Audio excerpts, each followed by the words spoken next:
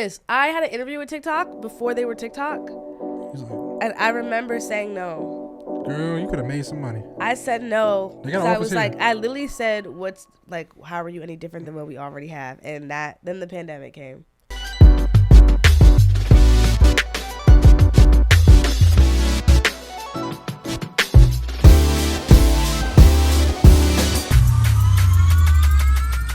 Welcome to another edition of the Tech Woke podcast. I am your host, Chris. And in today's podcast, we're going to talk to a great guest, Gabby. I can't pronounce her last name.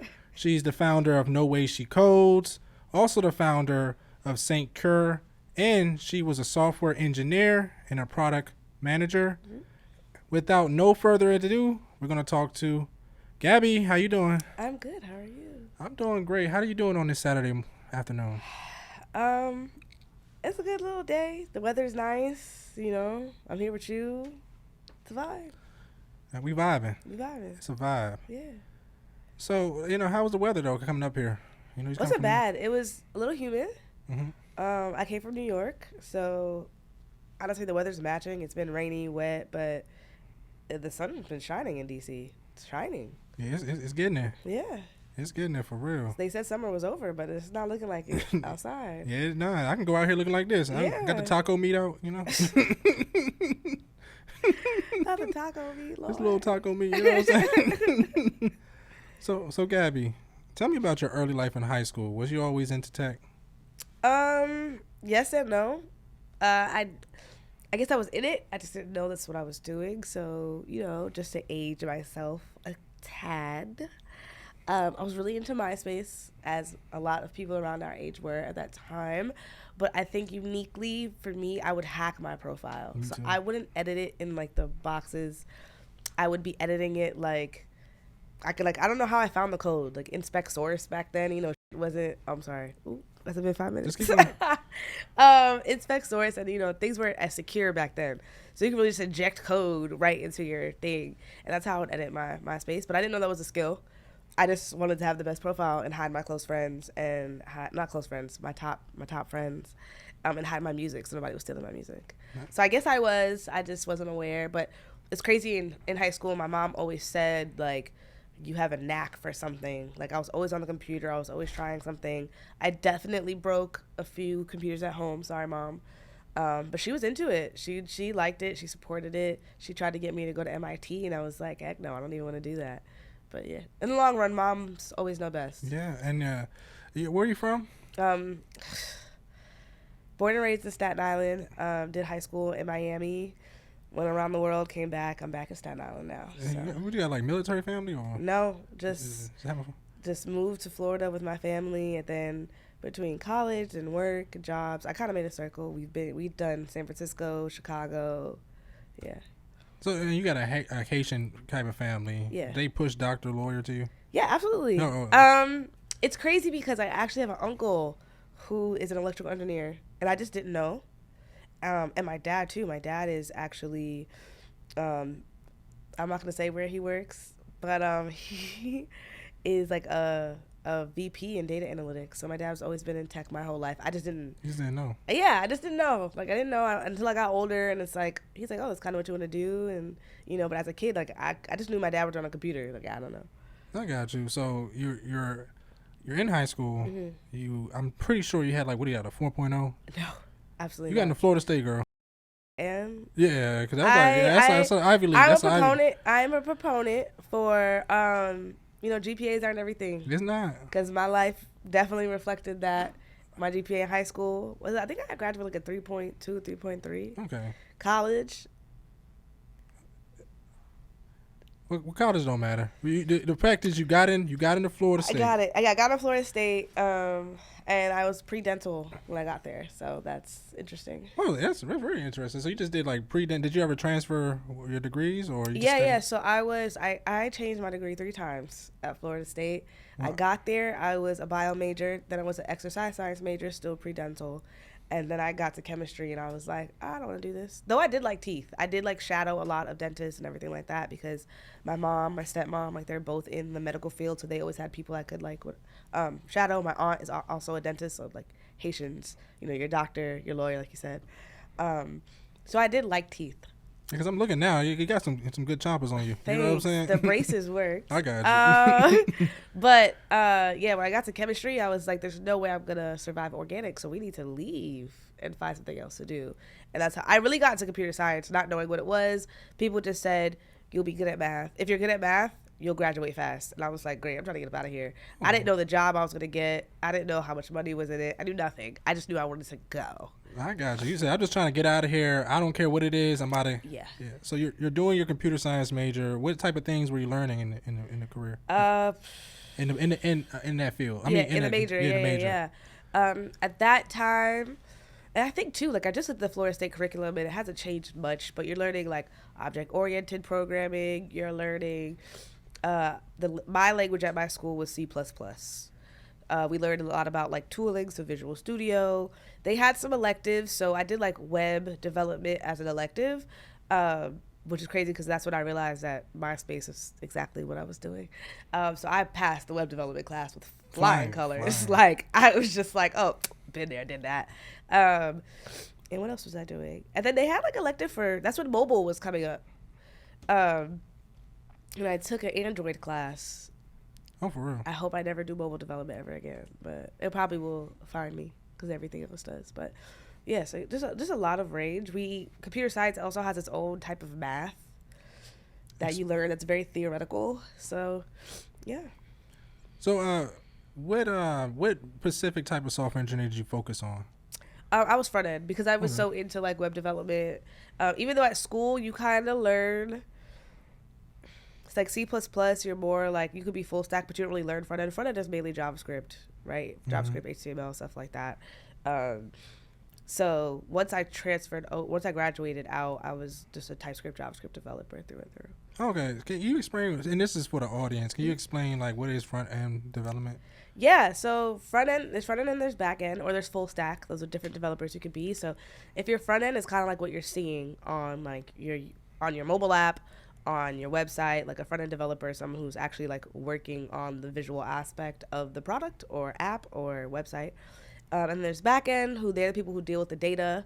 So anytime you submit a form or there's some type of functionality or anything like moving and grooving in the website, like the cogs. I think about the cogs, right? Someone had to build that. That's the back-end. And the full stack is a developer that kind of works on a product or has a role that could do both. So like everything. Yeah, they can hop in the front end, they can hop in the back end, XYZ. So a lot of times if you're a full stack developer, you do lean one way, but you can do it all. Okay. So like, did you like do any internships while you were in school? Yeah, I had two. So my first one was at General Motors in Detroit. Detroit. Yeah, that was a time. It's a little rough down there, right? It wasn't. Where they had us wasn't bad, and honestly, like the city of Detroit, like downtown, is actually really beautiful. But yeah, so we were in Detroit, and I actually was working on like a C# solution and that was more of a full stack. Like there was a front end and a back end, and that's when I really learned about like dealing with data and how that flow between front end and back end and how all those things connect.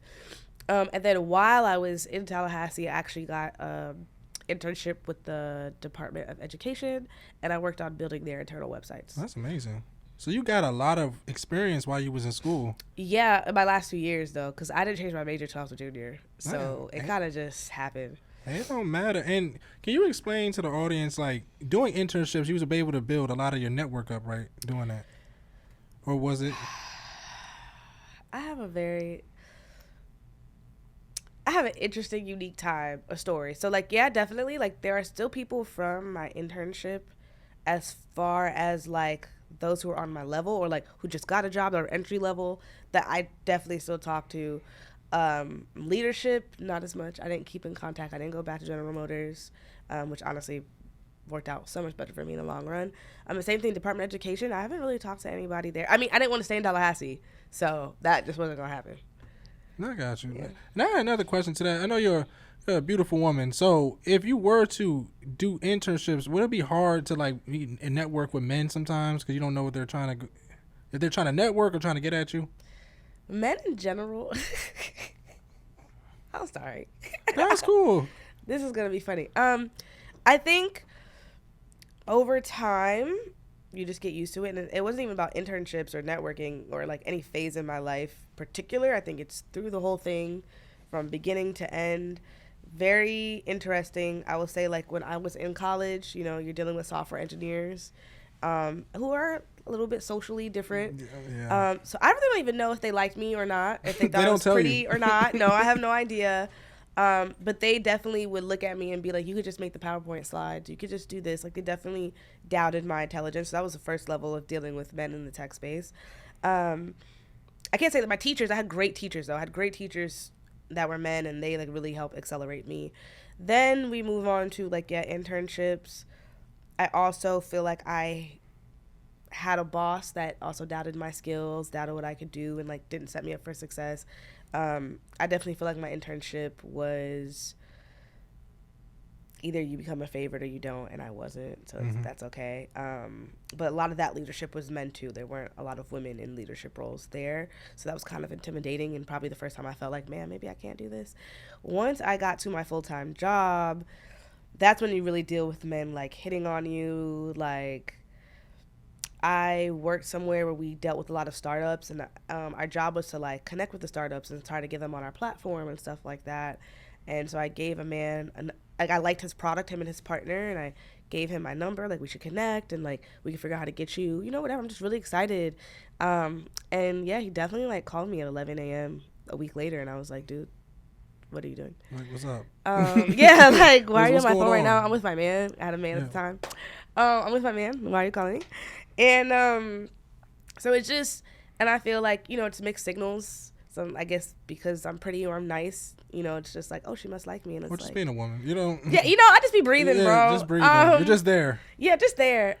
So that has happened, and there's other instances where just men think they know better than you, or they take your ideas, or you get mansplained to.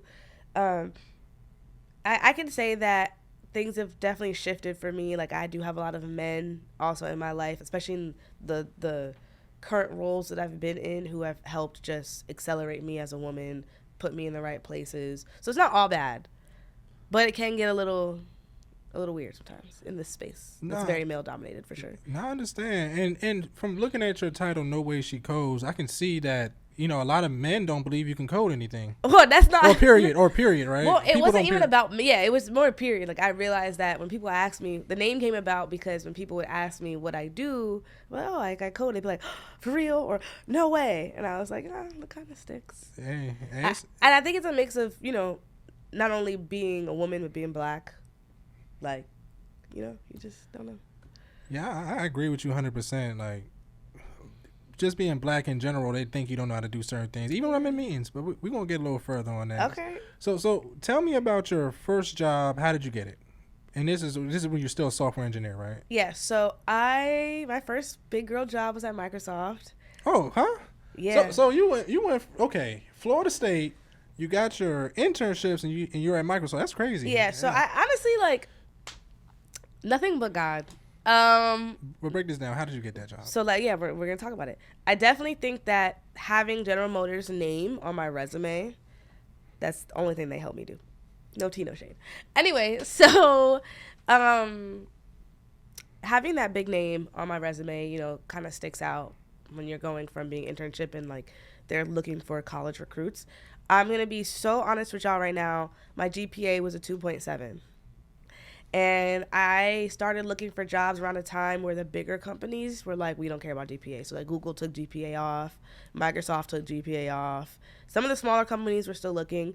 But at FSU, you can get 2 transcripts. You can get your overall, and you can get your major transcript. My major GPA was a 3.5 because I was in it. I loved what I did. I loved coding, whatever. It was all the other nonsense before that brought my stuff down.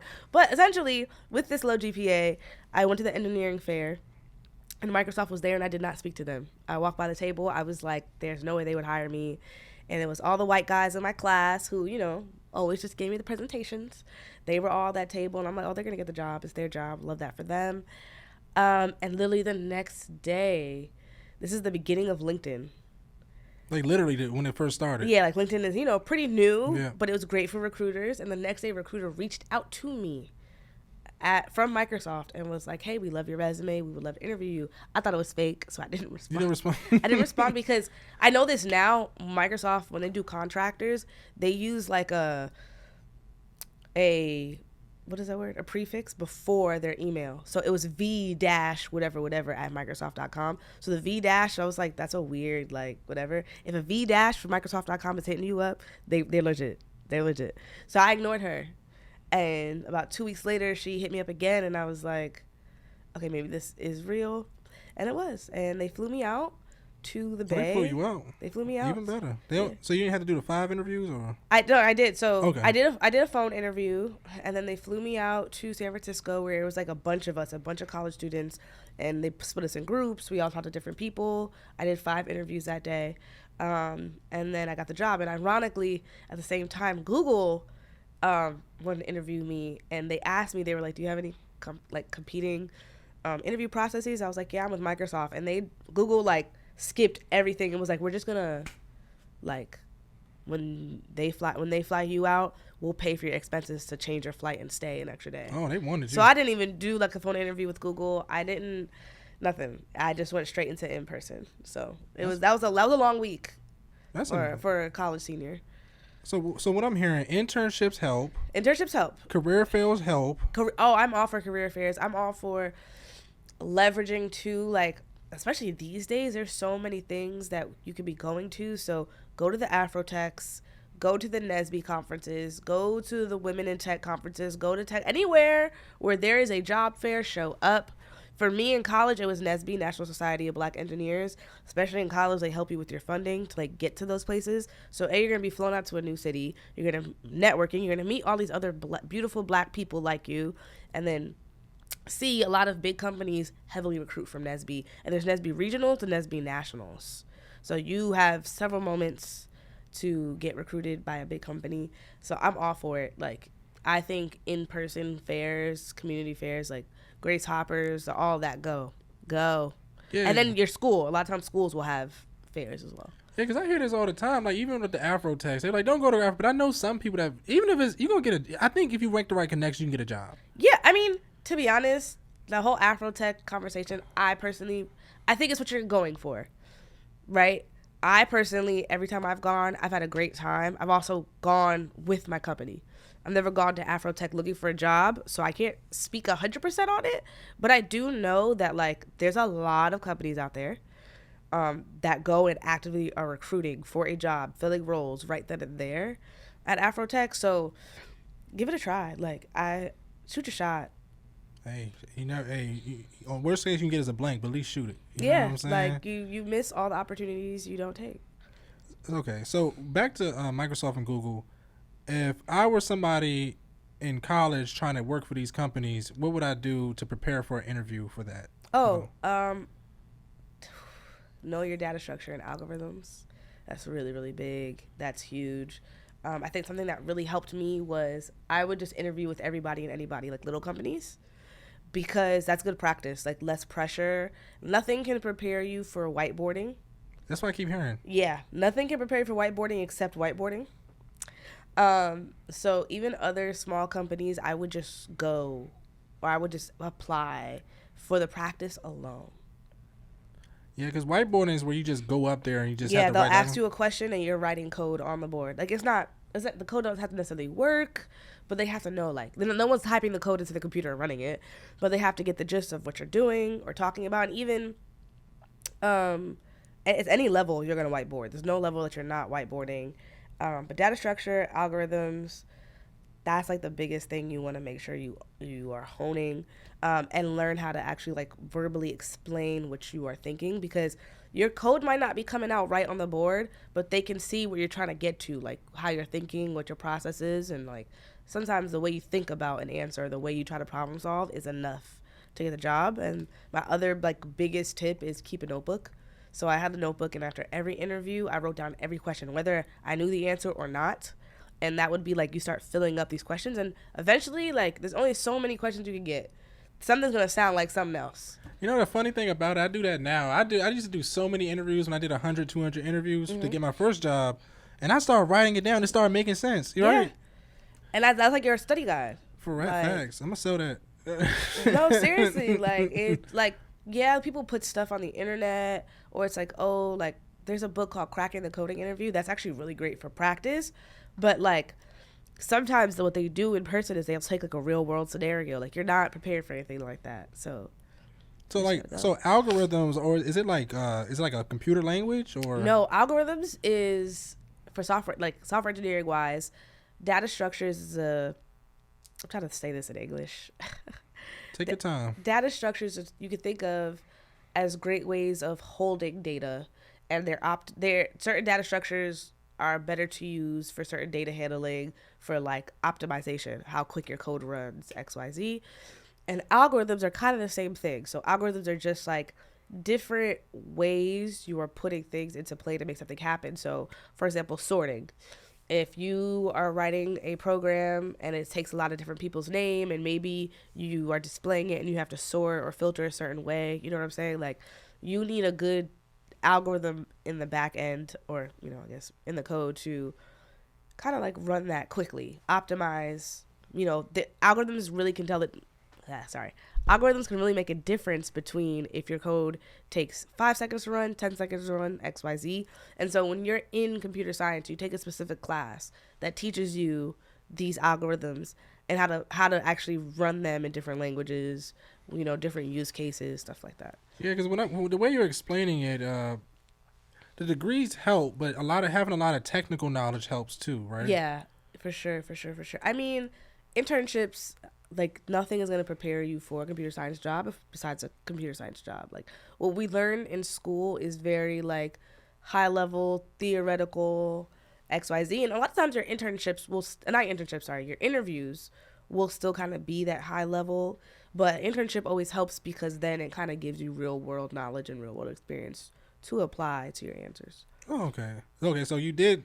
So we're gonna go back to your jobs, your Google, Microsoft, right there. Yeah. So you got your job. So you're interviewing for Google and Microsoft. Which one did you pick? Microsoft. Okay. Yes, I went to Microsoft. I moved to San Francisco. Oh, for real? You live down in Silicon Valley. I lived specifically in South San Francisco, which, if you don't know what that is by the SFO airport. Nothing crazy. And then with Microsoft, I moved to Chicago.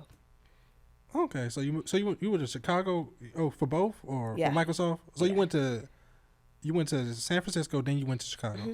With Microsoft, I was on 3 different teams. Oh, 3 different. Technically, yeah.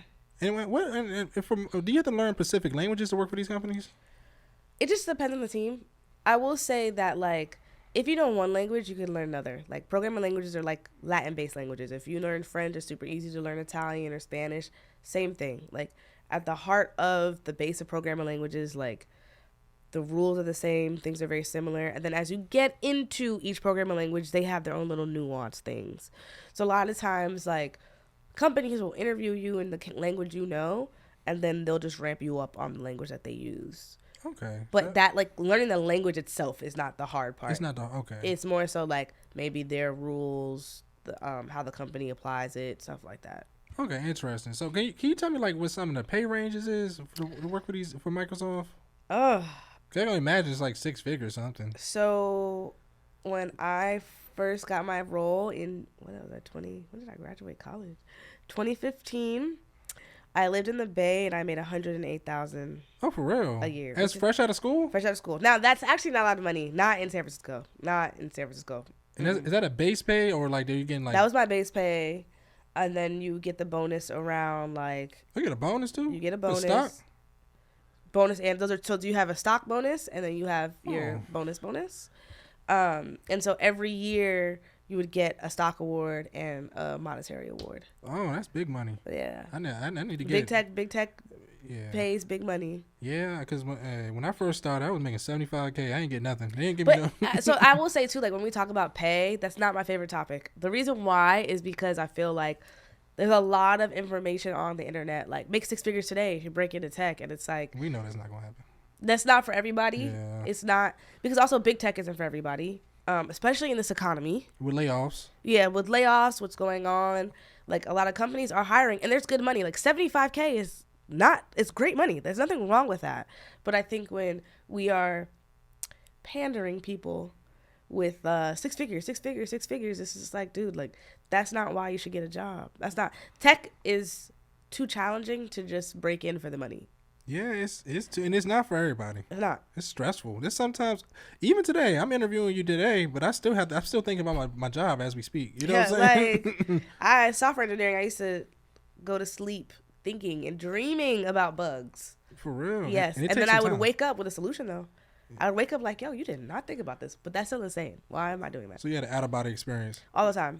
All the time I would go to sleep like stressed about a problem. And I mean, that's the best thing. When you can't figure something out, you should step away. Like, just banging at it isn't going to work.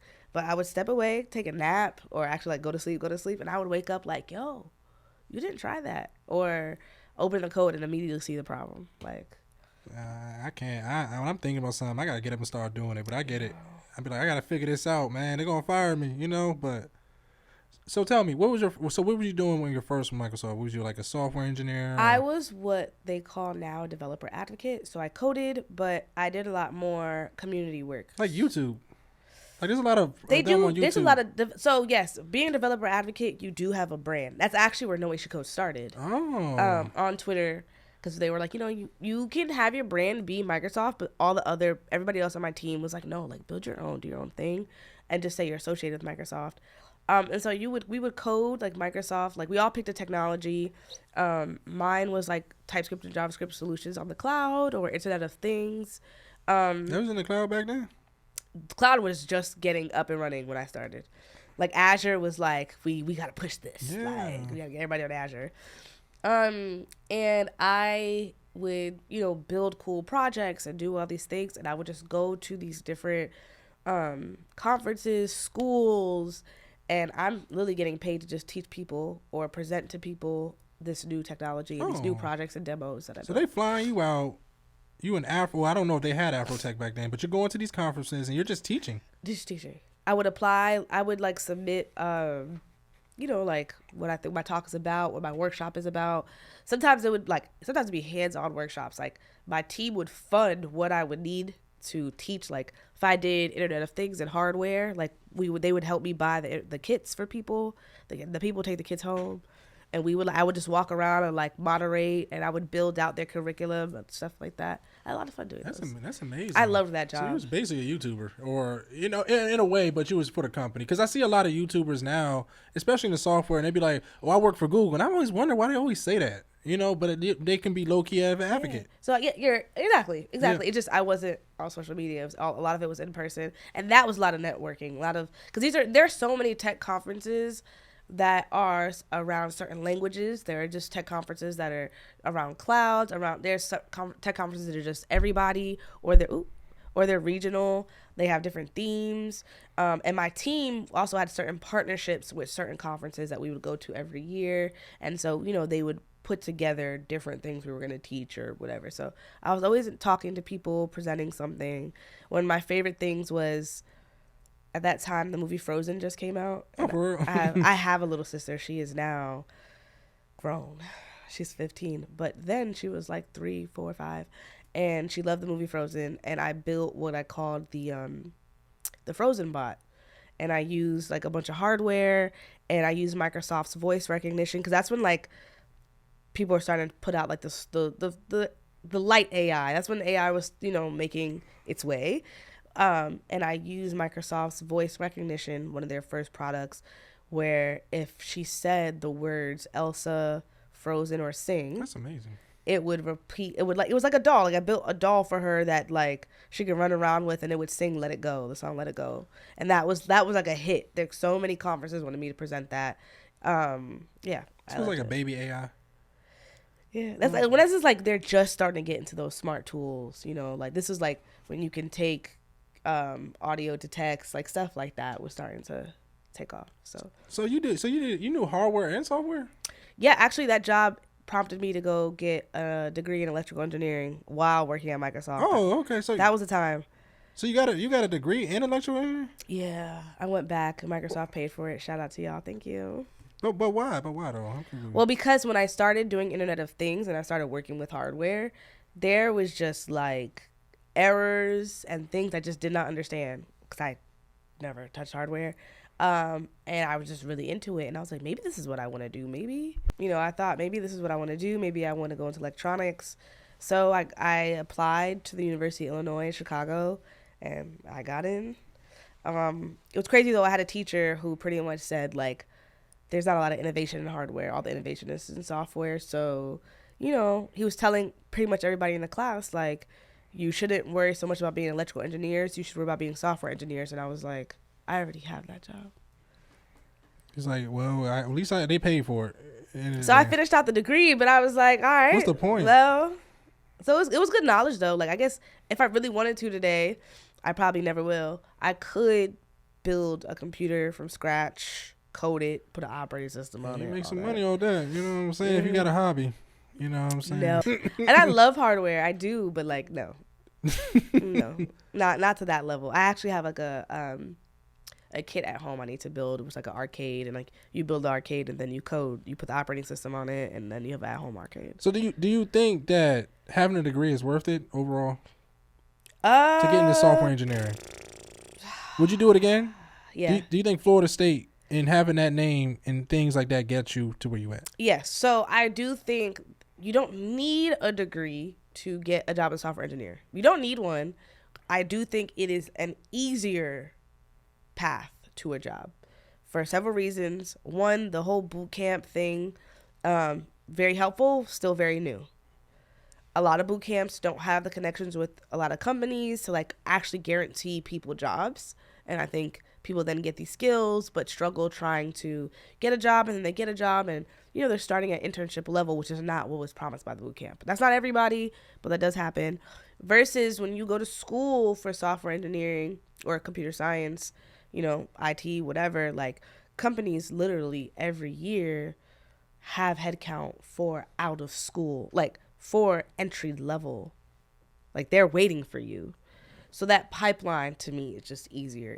It's not impossible to get the job without a degree. I just think it's less friction.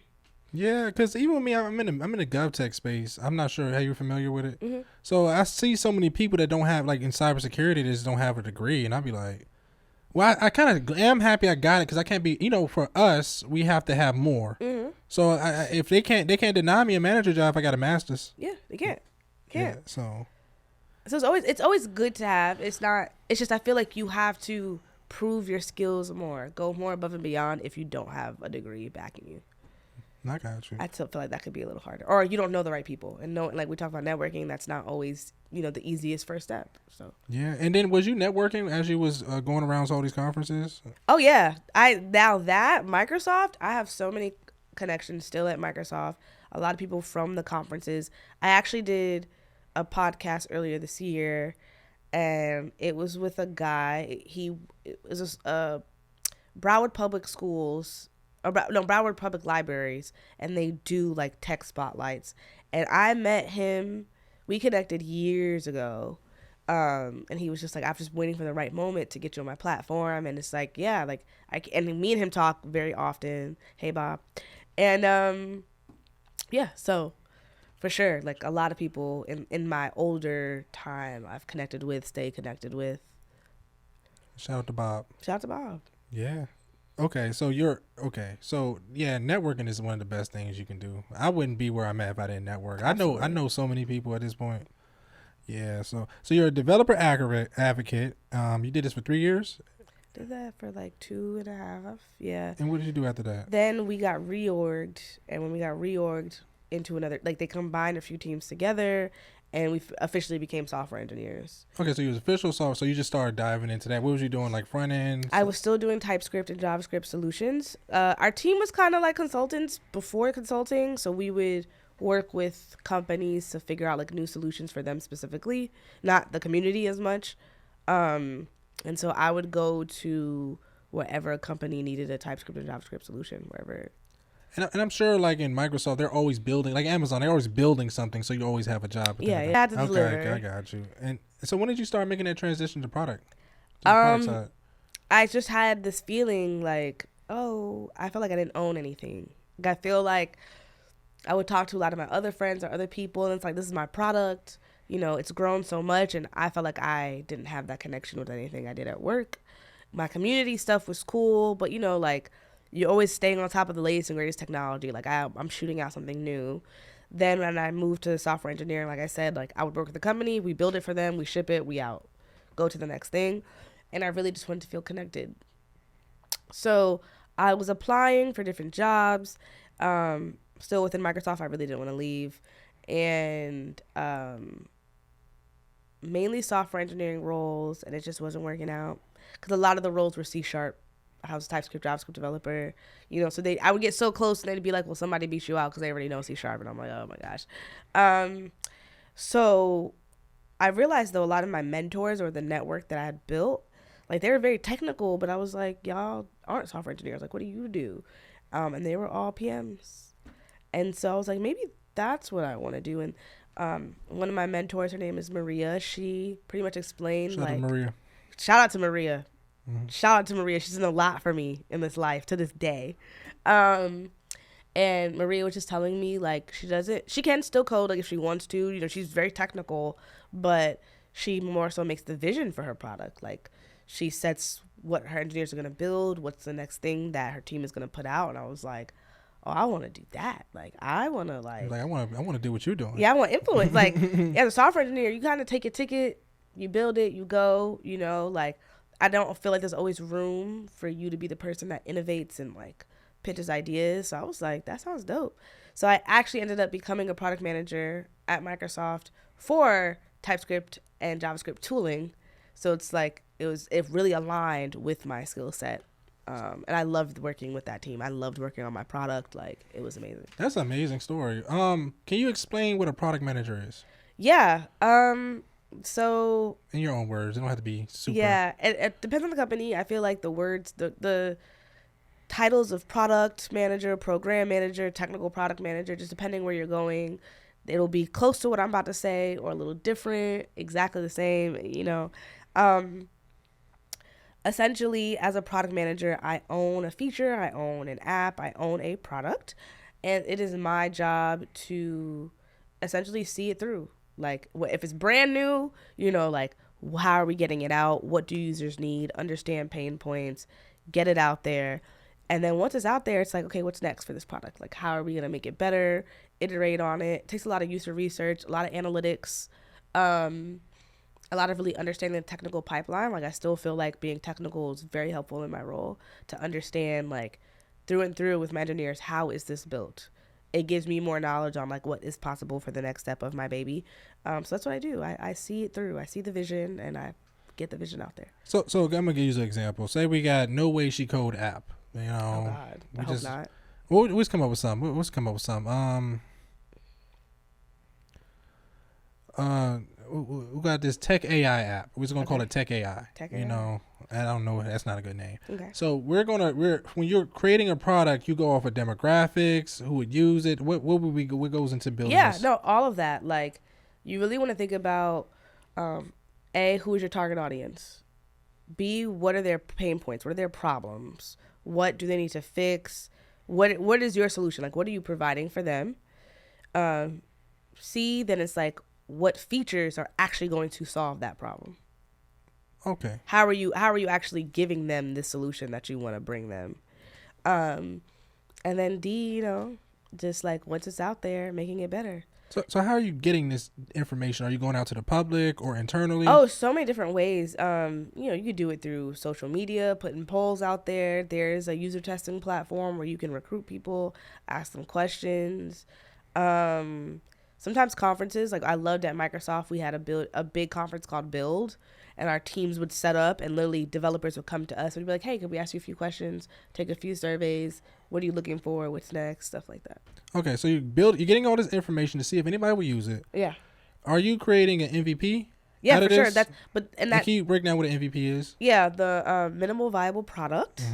Mm-hmm. It's essentially the first like push out of what you think your product should be, like what we absolutely need to solve the problem or to solve the pain point or to provide a service, right? So like if we think about like ChatGPT, when ChatGPT first started, all you really could do was ask the AI for something, right? Like, and it's going to give you a response. I don't even think it had multiple threads when it first came out. So it didn't have multiple threads. It didn't have the GPTs to install and try stuff. You couldn't even edit your messages. If like you messed it up, you have to be like, oh, my bad, I meant to say XYZ, right? So their MVP was, we just need people to be able to chat with this AI, and we give the right answer. So it was literally bare minimum. Your MVP is your bare minimum, and you iterate on that.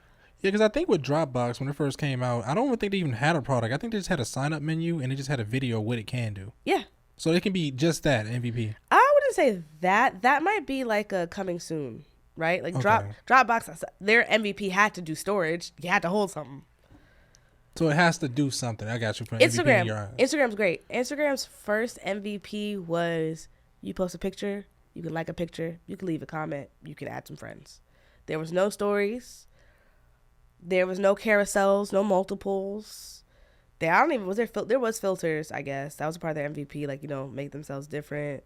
That was it. Okay, that's very interesting. They were a photo app, a social media photo app, and it was like post the pictures.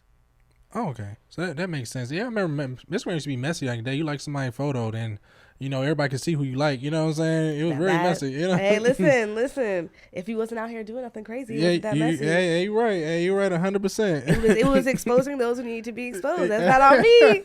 That's on you, player.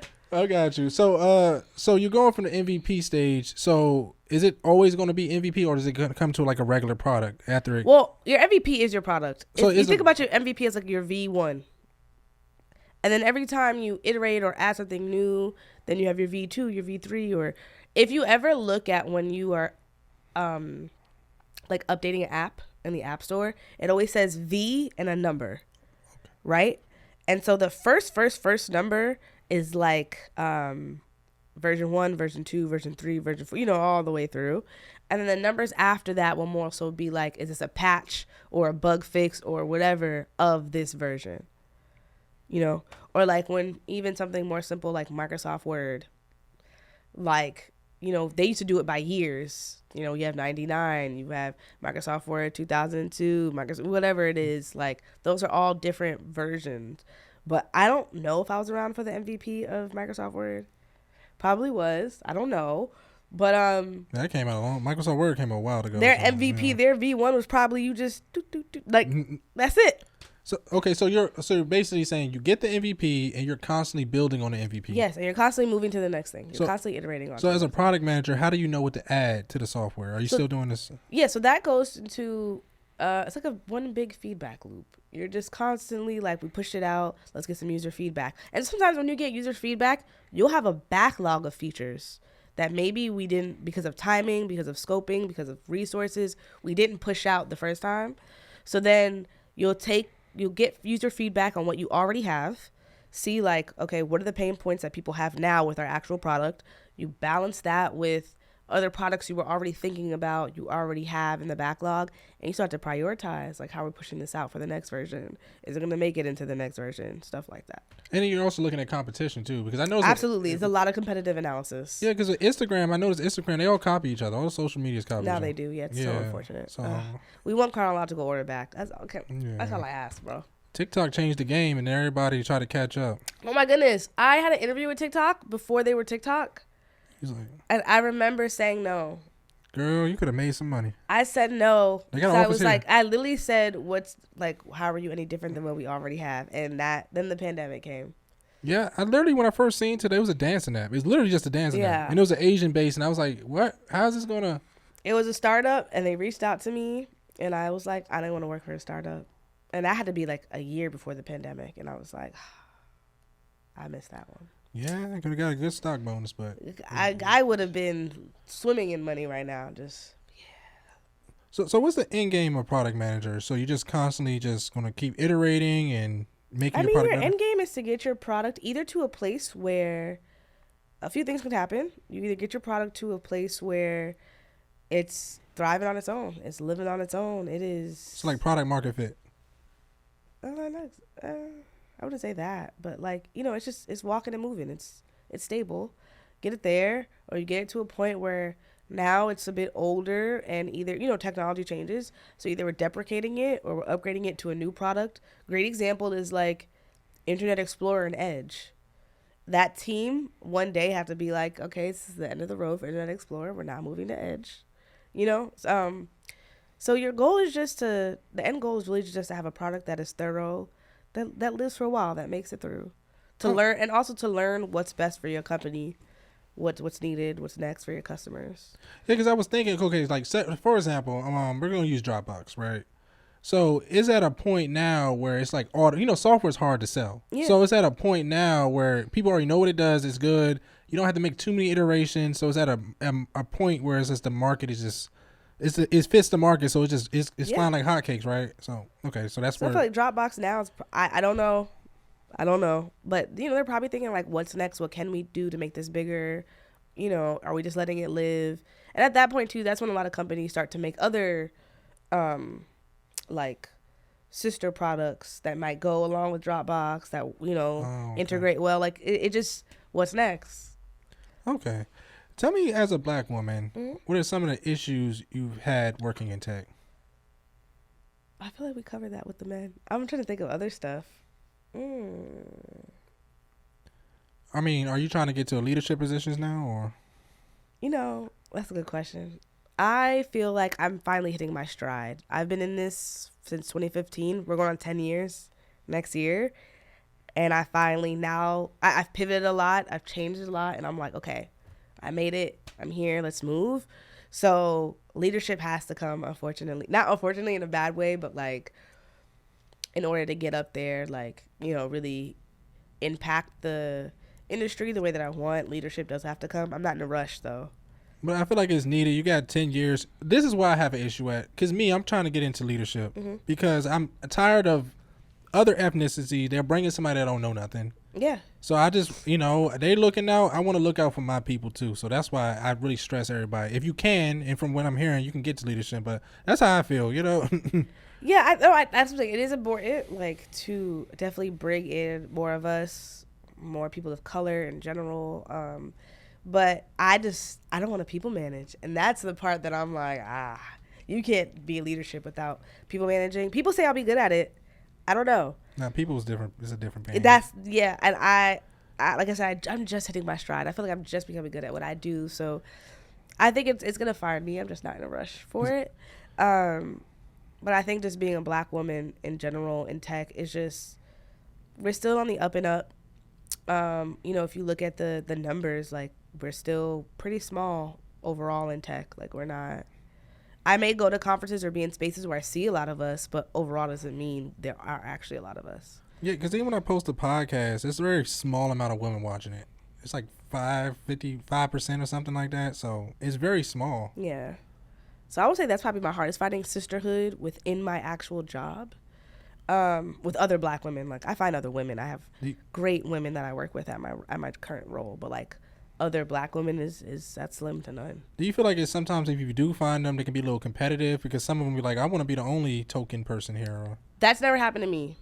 I've heard of the people have had the stories of competition between XYZ. If it's happened to me, I didn't notice or it didn't impact me. I'm very much like, listen, I'm doing what I'm doing. I'm going to look out for you. If you don't look out for me, cool. But I've never blatantly seen the competition between me and other black women. So I'm sorry for those who have those experiences. Yeah, sometimes, like, you and me, like, when I first got in the field, sometimes I feel like sometimes white men can help me get in the field or navigate it better than my own people. Or so I feel like with some of my people that work in the field, they just want to get by. They don't want to really mentor to get you up to the next level. You know what? I'll say I think I'm blessed. I think I'm blessed that in every role that I've had a person of color, either woman, man, who has kind of just steered me in the right direction, who to stay away from, who to get close to. So I can't even say like those people don't exist. I've seen them, but there's always been someone kind of protecting me from those experiences. It's the Lord. The Lord? It was definitely the Lord, but he put somebody in place for me. Yeah.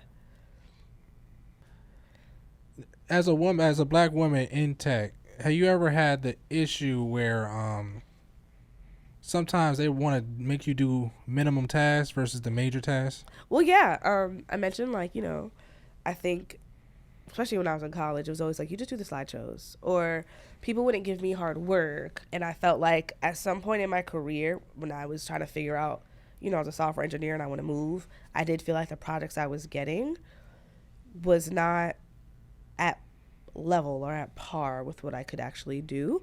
I don't know. I can't actually say that. So, in college, that was definitely a big thing where I would just get like the slideshows, XYZ. And in my career, I do feel like there was a point in time where the projects I was getting were not up to par with my skills. I don't necessarily know if that was because of my skin color or because I was a woman or whatever. Because I do feel like the person who was kind of stunting my growth was a woman. So that was unfortunate. But, you know, you just have to power through it. Like, you got to figure out, like, this space isn't for me and move on to the next space, which is what I did. So what things did you do to improve on that? Like, I left. I'm a leaver. Just leave. Okay. I'm going to leave the job, the man, the friend, the family member, right where you had me messed up at. Oh, okay. I like that. Because sometimes you just got to leave. And I respect the people that can do that. I don't want no problems. It's hard. Don't get me wrong. Like, I really didn't want to leave, like, one of my old teams. I really didn't want to leave Microsoft. But, like, you be feeling it. You feel it. You know when, like, there's no growth for me here. It's like your spirit tells you. It's like, it's time to go. You done all you could. What are we fighting for? Like, what are you fighting against when there's something else better for you? Like, sometimes you got to just go out on faith, go out on believing in yourself, like, the next thing. And when you out there and you successful, you're like, oh, damn, I'm happy. Like, I wish I left sooner. So tell me about your transition to the NBA. Okay. So I was at Microsoft. I was a product manager. Like I said, I loved my team. I loved my product. And I think I got to a point where it was like, I want to work on something cool. You know, like, and that's cool. Nobody knows what Visual Studio, like, unless you're a developer, nobody knows or cares what Visual Studio was. Exactly. Yeah, I don't know what it is. Exactly. It is like Microsoft Word for developers. Like, it's a IDE to, like, code and edit, and it has a bunch of tooling to make it like a seamless experience to run your code, all that stuff. And I wanted to work on something cool, and I just started looking for roles. My dad also works in sports, so I was just like, do you think this would be, like, good for me? And to be honest, like, yeah, it was. So I got the job, and working in a consumer app, because at Microsoft what I was doing was more business, business app focused. Working on a consumer app, boy, you really, like... What is a consumer app? Consumer would be, like, it's more for entertainment. So, like, that'd be, like, the Instagrams, Facebook. Oh, just like social media. Social media is a consumer app.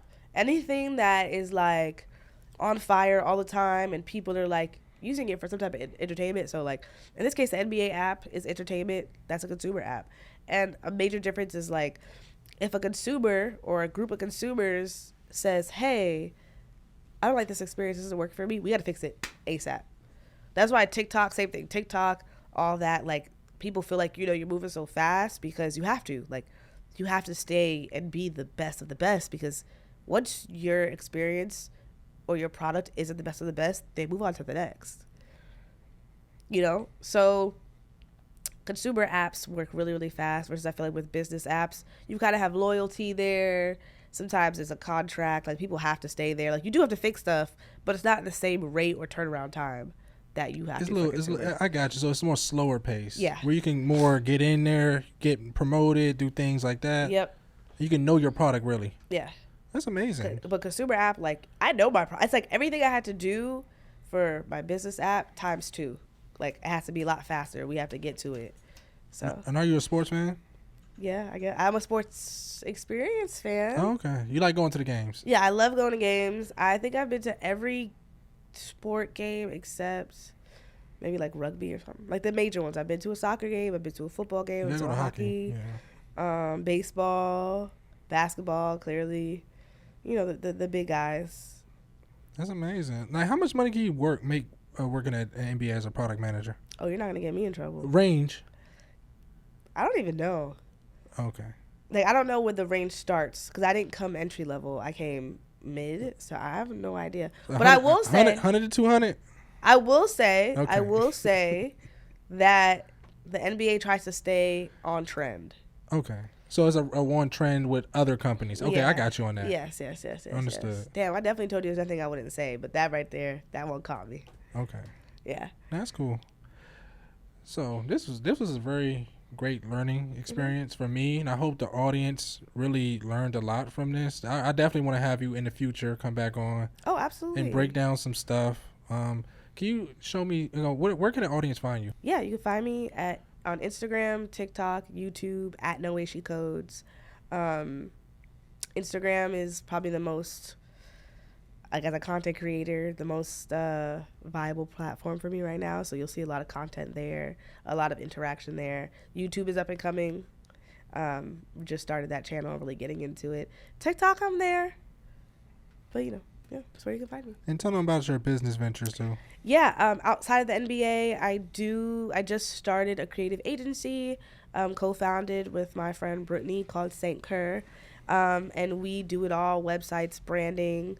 We love working with startups. We've worked with a few startups to kind of like start them on their technology stack or redesign their product, stuff like that. So whatever people need in the digital space, we can provide.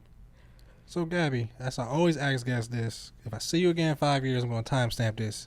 What are your goals for the next 5 years?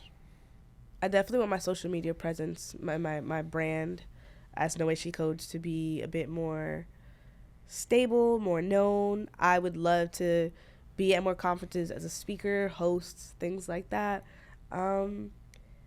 Say you want to be the best of the best. I feel like being the best is subjective because there's always stuff to learn. But I want to be in the room with the other Black women who are doing the great things that I aspire to do.